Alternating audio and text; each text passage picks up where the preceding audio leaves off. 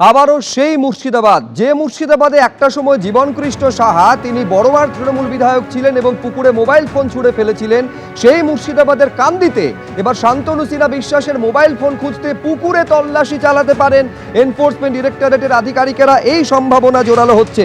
শান্তনু সিনহা বিশ্বাসের কান্দির প্রাসাদের পাশে যে পুকুর রয়েছে সেখানে তল্লাশি চালাতে পারে ইডি বলে খবর সূত্রের। শুক্রবারের পর মঙ্গলবার সকাল 10টায় কান্দির সেই বাড়িতে পৌঁছে যান ইডি আধিকারিকেরা।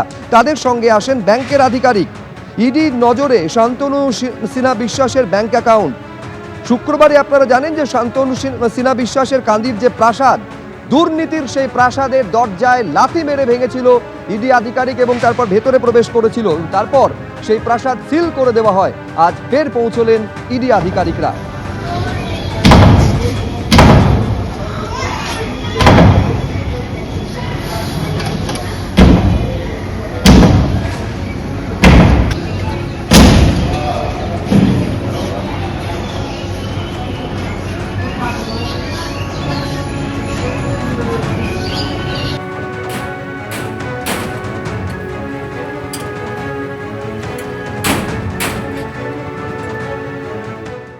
প্রতারণার এই সিন্ডিকেট কিভাবে সর্বত্র ছড়িয়ে রয়েছে তার একটা উদাহরণ দেখা গেছিল গতকাল, যখন অশীতিপর বৃদ্ধ তিনি পৌঁছে গেছিলেন মুখ্যমন্ত্রী জনতার দরবারে।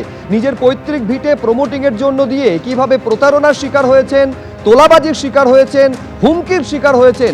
মুখ্যমন্ত্রী জনতার দরবারে গিয়ে নালিশ করে এসেছিলেন 81 বছর বয়সী প্রবীর মুখোপাধ্যায়, আর তারপর নড়ে চড়ে বসলো এনফোর্সমেন্ট ডিরেক্টরেট। তারা পৌঁছে গেল সেই ঠিকানায়। ভবানীপুরে বৃদ্ধ প্রবীর মুখোপাধ্যায়ের বাড়িতে পৌঁছে গেলেন ইডি আধিকারিকেরা। গতকাল মুখ্যমন্ত্রীর কাছে জয় কামদার, শান্তনু সিনহা বিশ্বাস এবং সোনা পাপ্পুর নামে অভিযোগ জানিয়ে আসেন বৃদ্ধ। মুখ্যমন্ত্রীর জনতার দরবারে এসে অভিযোগ জানান যে ভয় দেখিয়ে জমি দখল, তাও মেলেনি ফ্ল্যাট। মুখ্যমন্ত্রীর কাছে অভিযোগ করেন ভবানীপুরের বৃদ্ধ।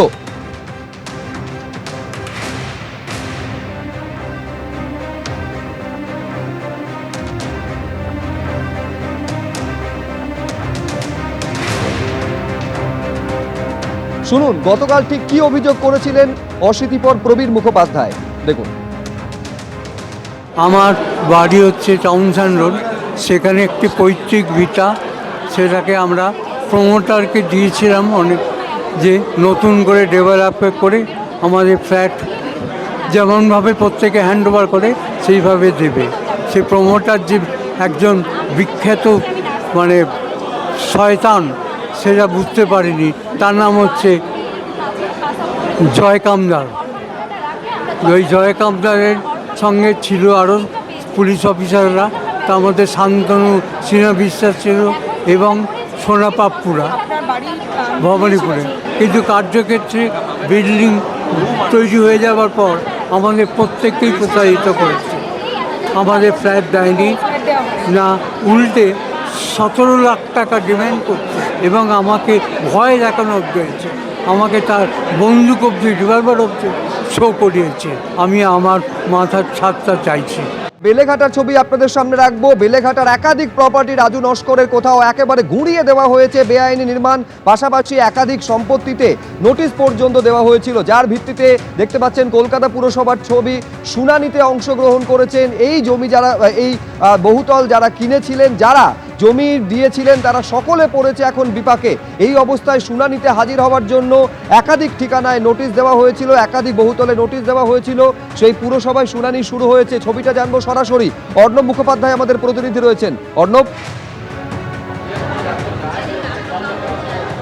দেখো এই মুহূর্তে আমরা রয়েছি কলকাতা পুরসভার বিল্ডিং বিভাগের হিয়ারিং সেকশনের সামনে।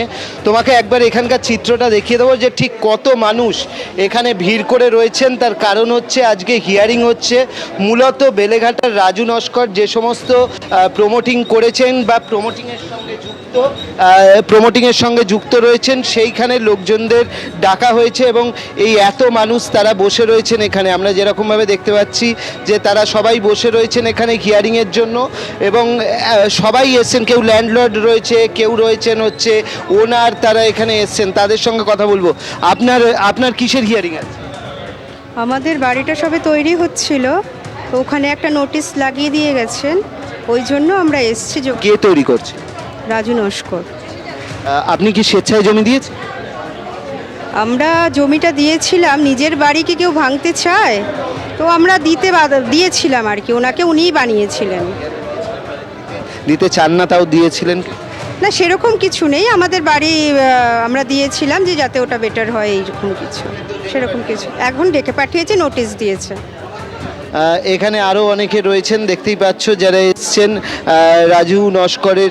বলছি আপনাদের কি হিয়ারিং আছে আজকে? 4:15 থেকে বেলেঘাটা, প্রমোটার রাজু নস্কর।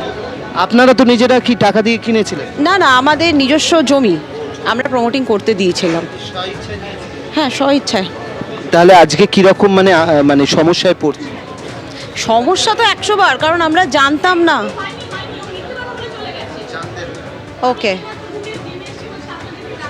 তো এখানে সবাই রয়েছেন, কেউ ল্যান্ডলর্ড রয়েছেন, কেউ সেই ফ্ল্যাট কিনেছেন এরকম রয়েছেন, তাদের হিয়ারিং হচ্ছে এবং তারা রীতিমতো সবাই প্রায় আতঙ্কে রয়েছেন, যে তারা আতঙ্কের মধ্যে রয়েছেন যে তাদের এই হিয়ারিংয়ে কি হবে। কারণ অনেকে যেটা দাবি করছেন তারা টাকা দিয়ে কিনেছেন, কেউ বলছেন ব্যাংক লোন নিয়ে কিনেছেন, কিন্তু আজকে এই সমস্ত একটি নির্দিষ্ট গ্রুপ ছিল রাজু নস্করের, তিনি যে ফ্ল্যাটগুলো করেছেন সেই ফ্ল্যাট যারা কিনেছেন তারা আজকে এসছেন, হিয়ারিংয়ে ডেকেছেন। এই মুহূর্তে প্রচুর ভিড়, এই যে ডিপার্টমেন্টটা দেখছো, বিল্ডিং ডিপার্টমেন্টের এখানে ঠিক এত মানুষ ভিড় করেন না, কিন্তু আজকে পুরো এখানটা মানুষজন ভর্তি হয়ে রয়েছেন। এখানে আরও অনেকে রয়েছেন, তারা চিন্তায় রয়েছেন। আপনার কি ফ্ল্যাট আছে? পরে বলবো, পরে। চিন্তায় আছেন কোনো? প্রচন্ড, এখন আসবে না। চিন্তায় আছেন আপনার? অবভিয়াসলি স্যার, কেন চিন্তাটা কিসের? আমার নিজের বাড়ি, কেন হবে না চিন্তা? ফ্ল্যাট কিনেছিলেন? হ্যাঁ। আচ্ছা, ফ্ল্যাট কিনেছিলেন। কি ব্যাংক লোন নিয়ে না এমনি? না, আর বাস, থ্যাংক ইউ। দেখো, সবাই একটা চিন্তার মধ্যে রয়েছেন যে তারা কিনেছিলেন কিন্তু সেখানে নোটিশ পড়েছে এবং সেই কারণে তারা আজকে হিয়ারিংয়ের জন্য এসছেন। কারুর 2টোয়, কারুর 3টে, কারুর 4টে, সব মিলিয়ে এখানে বহু মানুষ ভিড় করেছেন যারা এই রাজু নস্করের থেকে ফ্ল্যাট কিনেছিলেন বা তাকে ফ্ল্যাট করতে দিয়েছিলেন। এবং তাদের বক্তব্য হচ্ছে যে তারা জানতেন না যে এই বিল্ডিংগুলোতে ইললিগাল অ্যাক্টিভিটি হয়েছে এবং সেই কারণেই তারা এখন হিয়ারিং সেকশনে কি বলে, তাদের বাড়ির ভবিষ্যৎ কি হয়, সেই কারণে তারা এসছেন। এখানে আমরা দেখেছি যে ইতিমধ্যেই কলকাতা পুরসভা সিদ্ধান্ত নিয়েছে যে যা ইললিগাল যেগুলো হয়েছে সেগুলোতে তারা নোটিশ পাঠাবেন, তারা হিয়ারিং করবেন এবং সেইগুলোর ক্ষেত্রে ব্যবস্থা নেবেন। স্বাভাবিকভাবে সেই কাজ চালু হয়েছে, কিন্তু যারা সেখানে রেসিডেন্ট তাদের ভবিষ্যৎ কি হবে সেইটাও একটা কিন্তু প্রশ্ন থাকছে। একেবারে সেই ছবি আমাদের প্রতিনিধি অর্ণব মুখোপাধ্যায় তুলে ধরছেন যে রাজু নস্করের বেআইনি বহুতল কিনে কিভাবে সমস্যায় পড়েছেন, অনিশ্চয়তার মুখে পড়েছেন এই সমস্ত মানুষ। আর এই প্রতারিত মানুষেরা যখন রাজু নস্করের ঘনিষ্ঠকে হাতের কাছে পেয়ে গেলেন, জনরোষ কিভাবে তার উপর আছড়ে পড়েছিল। গতকাল এই ছবি দেখা গেছিল রাজু নস্করের বন্ধ অফিসের সামনে, দেখুন আরেকবার। কেন এগিয়ে যা সোজা শুনতে আছে।